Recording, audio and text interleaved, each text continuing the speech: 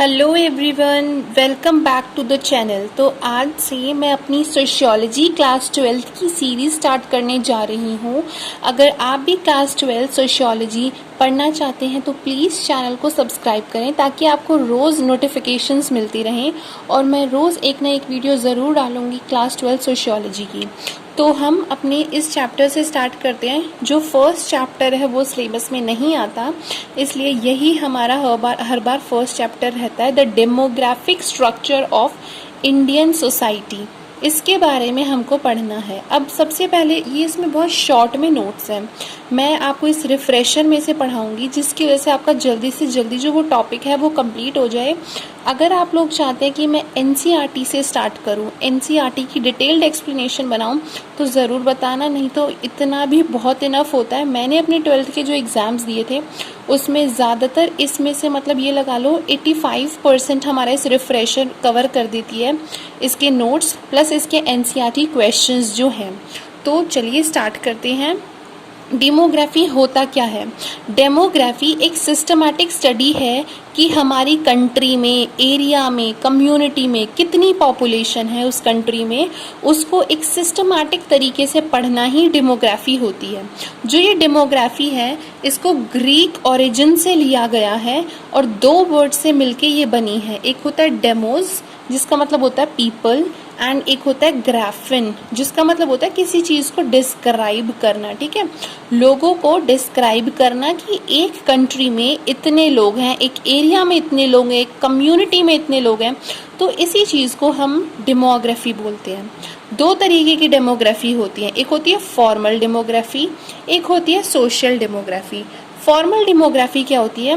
Formal demography मतलब एक statistical analysis करना पॉपुलेशन का, कि मतलब टोटल पॉपुलेशन कितनी है, नंबर ऑफ मेल कितने हैं, नंबर ऑफ फीमेल कितनी है, यूथ कितने हैं, टोटल जितनी पॉपुलेशन काम कर रही है, वर्किंग पॉपुलेशन कितनी है, रूरल में, अर्बन एरियाज में कितने लोग हैं। तो एक एनालाइज करना, स्टैटिस्टिकल एनालाइज करना पॉपुलेशन का, उसको हम फॉर्मल डेमोग्राफी बोलते हैं। नेक्स्ट आ जाती है सोशल डेमोग्राफी। क्या है? सामाजिक डेमोग्राफी जिसको बोल देते हैं सर। तो एक होता है बर्थ रेट कितना है, डेथ रेट कितना है, एक दूसरे से दूसरी एरिया में लोग कितना माइग्रेट कर रहे हैं, तो यही चीज़ें आती हैं हमारी सोशल डेमोग्राफी में। तो दो तरीके की ये हमारी डेमोग्राफी हो गई। अब इसमें 4 प्रोसेसेस होते हैं, एक डेमोग्राफिक स्ट्रक्चर, एक डेमोग्राफिक प्रोसेस, एक सोशल स्ट्रक्चर और एक सोशल प्रोसेस। ठीक है, डेमोग्राफिक स्ट्रक्चर में आ जाता है कि भाई एक एरिया में कितने लोग हैं। डेमोग्राफिक प्रोसेस में आ जाता है कि बर्थ रेट कितना है, डेथ रेट कितना है और माइग्रेशन कितना है। सोशल स्ट्रक्चर मतलब एक एरिया की कितनी कंपोजिशन है, उस एरिया में कितने लोग रह रहे हैं ये पता होना। और सोशल प्रोसेस क्या है? जिसकी वजह से जो इंडिविजुअल हैं वो सीखते हैं कि एक साथ पीस और हार्मनी कैसे मेंटेन करके रहें सोसाइटी में, उसको हम एक सोशल प्रोसेस कहते हैं। जिसके अनुसार लोग उस सोसाइटी में रह रहे हैं उसको मतलब कॉपरेशन से, अकोमोडेशन से, मीडिएशन से, एटसेट्रा, इन सारी ही चीज़ों से कॉपरेट करके पीसफुली उस एरिया में वो लोग रह रहे हैं, उसको हम सोशल प्रोसेस बोलते हैं। तो फॉर्मल डेमोग्राफी में स्टैटिस्टिक्स, नंबर्स, एग्रीगेट्स, ये सारी चीज़ें आ जाती हैं। और सोशल डेमोग्राफी में क्या होता है कि क्या क्या चेंजेस आ रहे हैं पॉपुलेशन ऑफ सोसाइटी में और कैसे वो चीज़ उस चीज़ को अफेक्ट कर रही है, वो सोशल डेमोग्राफी में। तो फॉर्मल में सारे नंबर्स, एग्रीगेट्स आ गए, स्टैटिस्टिकल चीज़ें आ गई, और सोशल में कि हमें कैसे बिहेव करके रहना है सोसाइटी में, that is known as social demography. अब ये बहुत इम्पॉर्टेंट क्वेश्चन है, ये 5 मार्क का क्वेश्चन है, 5 मार्क्स में आता है। इसमें 2 थ्योरीज हैं, एक तो है माल्थूसियन थ्योरी और एक और थ्योरी है जिसको हम थ्योरी ऑफ डेमोग्राफिक ट्रांजिशन बोलते हैं। तो माल्थूसियन थ्योरी क्या है? माल्थूसियन थ्योरी को प्रपाउंड किसने किया था? थॉमस रॉबर्ट माल्थस ने। इनका नाम हमको याद रखना है कि थॉमस रॉबर्ट माल्थस ने माल्थूसियन थ्योरी जो है उसको प्रपाउंड किया था। उनके अकॉर्डिंग 2 चीज़ें हैं जो मैटर करती है।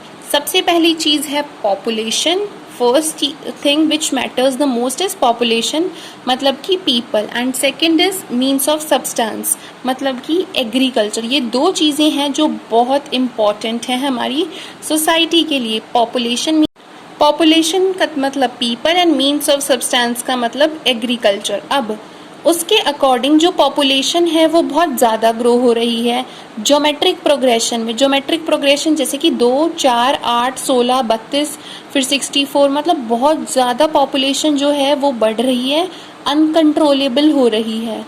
बहुत जल्दी जल्दी जो पॉपुलेशन है वो बढ़ रही है। और जो लैंड है, जो एग्रीकल्चर है, वो हमें बहुत कम प्रोडक्शन हो रही है उसमें, मतलब अर्थमेटिक प्रोडक्शन हो रही है, जैसे 2, 4, 6, 8, 10। और पॉपुलेशन कैसे बढ़ रही है, 2, फिर 4, फिर 8, फिर 16, फिर 32, फिर 64, ऐसे ऐसे करके। और जो हमारा लैंड जो दे रहा है, हमारी प्रोडक्शन जो हो रही है खाने की चीज़ों की, वो 2, 4, 6 या 10 में, मतलब बहुत धीरे धीरे हो रही है। तो इसका रिजल्ट क्या है कि सोसाइटी जो है वो इम्बैलेंस हो रही है, ठीक है, कि पॉपुलेशन तो ज़्यादा बढ़ रही है और जो पॉपुलेशन को के लिए खाने के लिए जो लैंड और एग्रीकल्चर प्रोड्यूस कर रहा है वो बहुत ज़्यादा कम है, जिसकी वजह से एक इम्बैलेंस हो रहा है सोसाइटी में। तो पॉपुलेशन अनकंट्रोलेबल हो रही है and land is not able to sustain the large population, जिसकी वजह से बहुत ज़्यादा पॉवर्टी, हंगर, सैचुरेशन, ये सारी चीज़ें आ रही हैं। खाद्य पदार्थ की कमी पड़ रही है लोगों के लिए, तो उसकी वजह से गरीबी, भूखमरी, सैचुरेशन, सारी चीज़ें आ रही हैं। तो माल्थस ने इसके लिए 2 सॉल्यूशंस हमको बताए हैं कि कैसे हम कर सकते हैं। एक होता है पॉजिटिव चेक, एक होता है प्रिवेंटिव चेक। 2 हमें उसने सॉल्यूशंस बताए। पॉजिटिव चेक मतलब नेचुरल डिजास्टर्स जो आ रहे हैं ना, उनकी वजह से बहुत ज़्यादा लोग मर रहे हैं, जिसकी वजह से जो पॉपुलेशन है वो नेचुरली ही एक पॉजिटिव तरीके से कंट्रोल हो रही है। अगर हम नेचर का ध्यान नहीं रखेंगे तो नेचर क्या करेगा, खुद अपने आप अपना ध्यान रख लेगा, अर्थक्वेक्स ले आएगा, सुनामी ले आएगा, जिसकी वजह से लोग मरते जाएंगे और उसकी वजह से क्या होगा, पॉपुलेशन कंट्रोल हो जाएगी। एंड सेकेंड वन जो है वो है प्रिवेंटिव चेक। प्रिवेंटिव चेक मतलब मैन मेड जो चीज़ें होती हैं, जैसे कोई पॉपुलेशन कंट्रोल करने के लिए लेट शादी करता है, या फिर सेलिबेसी मतलब कोई शादी ही नहीं करता पॉपुलेशन कंट्रोल करने के लिए, या फिर कुछ कॉन्ट्रासेप्टिव्स का यूज़ करना, जैसे कि आपको पता होगा। तो ये सारी चीज़ें होगी प्रिवेंटिव चेक जो कि इंसान करते हैं। एंड पॉजिटिव चेक जो नेचर खुद करता है अपने आप को प्रोटेक्ट करने के लिए। उसके बाद कुछ क्रिटिसिज्म आते हैं माल्थूसियन थ्योरी के, जो क्रिटिसाइज़ करते हैं उस थ्योरी को। कुछ लोग जो ये कहते हैं कि जो ये थॉमस रॉबर्ट माल्थस है ये गलत बोल रहा है, तो वो क्या रीज़न देते हैं। सोशियोलॉजिस्ट जो क्रिटिसाइज़ कर रहे हैं माल्थूसियन थ्योरी को, वो ये कहते हैं कि जो ये पॉवर्टी है, हंगर है, ये लेस एग्रीकल्चरल ग्रोथ की वजह से नहीं है, बल्कि अनईक्वल इकोनॉमिक रिसोर्सेज के डिस्ट्रीब्यूशन की वजह से है। जो ये अनईक्वल इकोनॉमिक रिसोर्सेज हैं, लोगों को बराबर से इकोनॉमिक रिसोर्सेज नहीं मिल रहे हैं। रिसोर्सेज तो हैं लेकिन लोगों को मिल नहीं रहे हैं।